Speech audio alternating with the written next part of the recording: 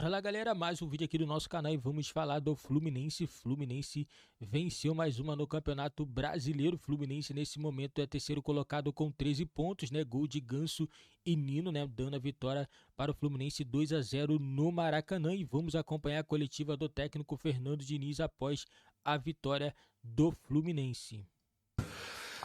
Boa noite, eu acho que o resultado foi muito bom. A gente ficou mais um jogo sem levar gol. E taticamente, tecnicamente a gente não jogou no nosso melhor nível, mas em termos de disposição, a coisa mais importante, o time foi muito forte mentalmente e soube vencer a partida. Dedé Lei, Web Rádio Fluminense. Então, um pouco em cima disso, Diniz. Os dois objetivos hoje foram cumpridos, né? Os 3 pontos, que era importante, e que não teve nenhuma lesão, né? Também, nesse momento da temporada, o Flamengo agora pegando agora, acho que é importante também isso, né? Sim. A gente tem um departamento de fisiologia e um departamento médico de primeira linha, que nos auxilia muito para tomar as melhores decisões.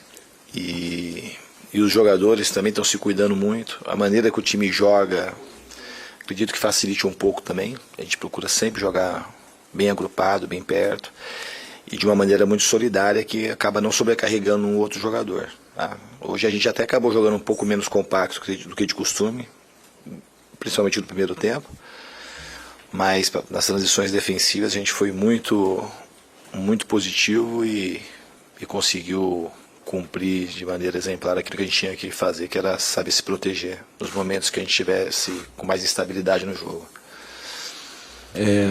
Boa noite, Fernando Diniz, Mário da Silva, da Rádio Grande Rio, Rádio Web Total.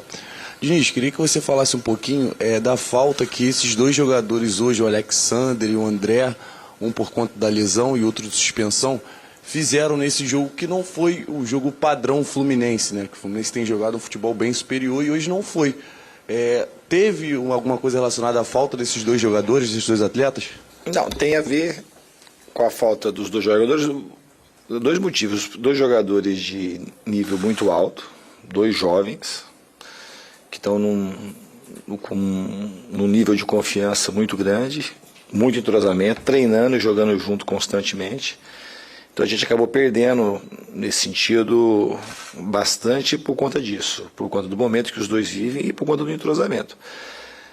O Lima fez um belo jogo também, o Thiago Santos também começou bem, depois assim, do primeiro e segundo erro teve um decréscimo de confiança, mas o que mais pesou é a falta de ritmo de jogar com o time, de saber o que tem que fazer no tempo certo, que é absolutamente normal. O Thiago foi um dos jogadores que chegou por último aí, e com o tempo eu tenho certeza que ele vai ficar cada vez mais à vontade e vai nos ajudar porque é um grande jogador.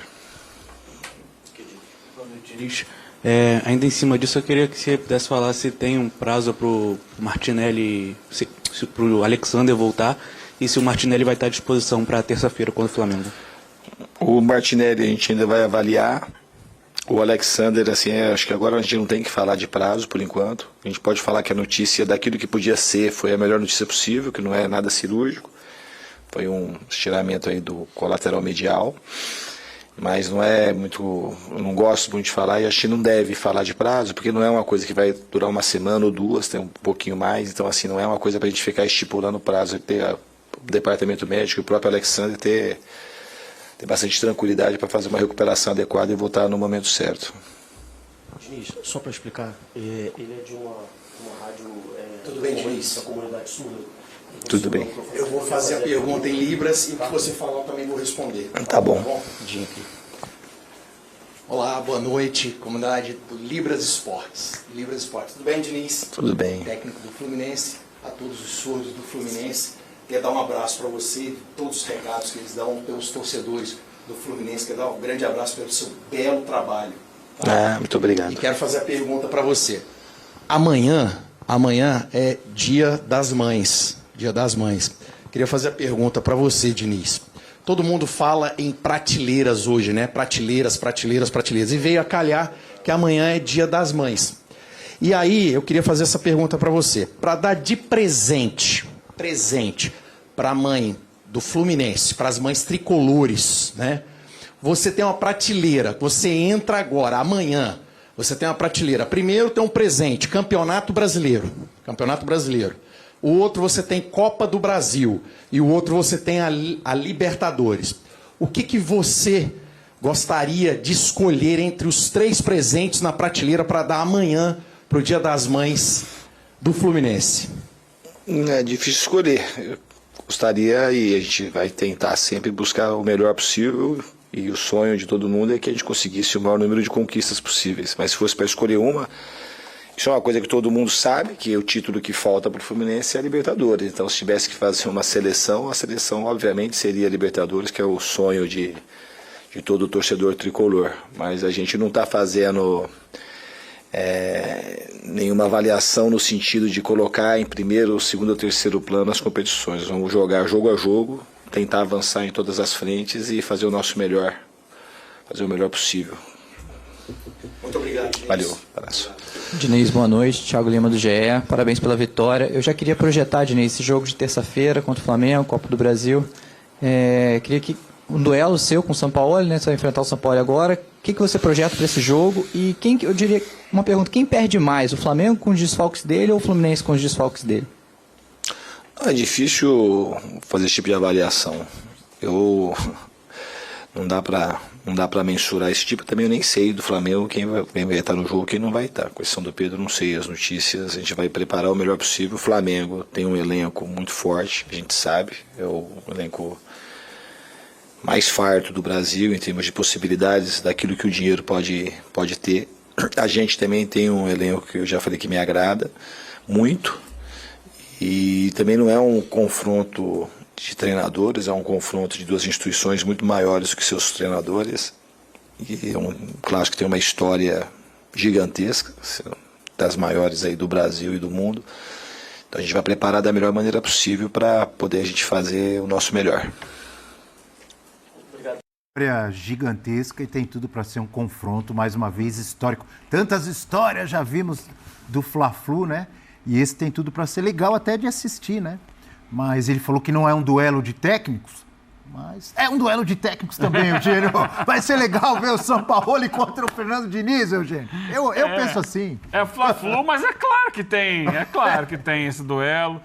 É claro que tem as estratégias de cada um, é claro que tem as mexidas de cada um durante os jogos, mas tem também os problemas de cada um. Ele com os problemas dele, ele falou ali, né, sobre a questão do Alexander, que é um jogador que se transformou em uma peça fundamental do time dele, como eu falei agora há pouco. O Sampaoli, que perdeu hoje 5 no primeiro tempo, já tinha um monte de problema lá também. Mas é claro que é um confronto de estilos, de ideias diferentes de futebol, que tem em alguns momentos suas semelhanças, mas ele chega com uma vantagem, porque o Flamengo não está no padrão que o Fluminense já criou, né? O São Paulo tem pouquíssimo tempo de trabalho, pega um time que teve uma pré-temporada atribulada, difícil, com problemas, que não está inteiro fisicamente, não está inteiro medicamente.